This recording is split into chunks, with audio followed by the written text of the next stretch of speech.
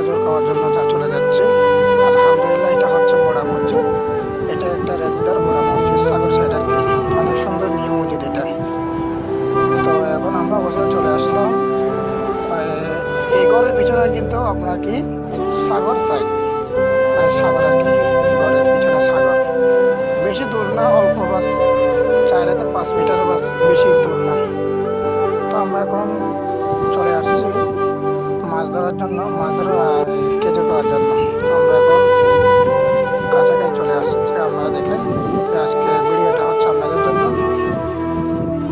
তো আমরা অবশ্যই চলে আসলাম, বেশি দূর না।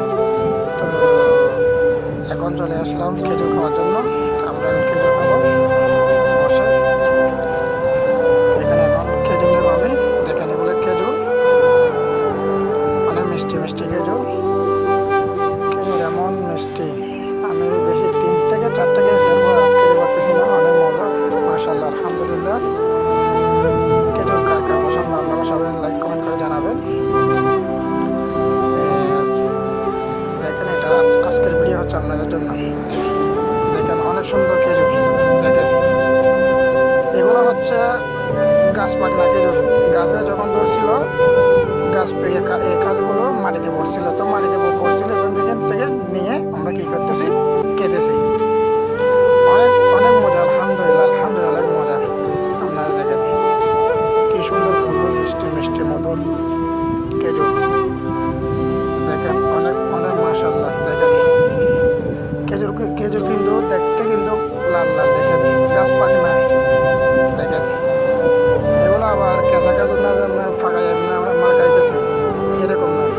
এগুলো পাকে না খেজুর।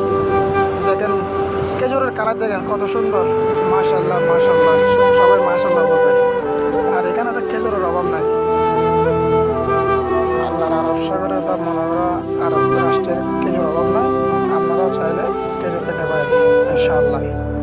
যে কোনো মুহূর্তে এখানে খেজুর পাওয়া যায়, যে কোনো জায়গায় খেজুর। এটা হচ্ছে খেজুরের দেশ, খেজুরের রাস্তা।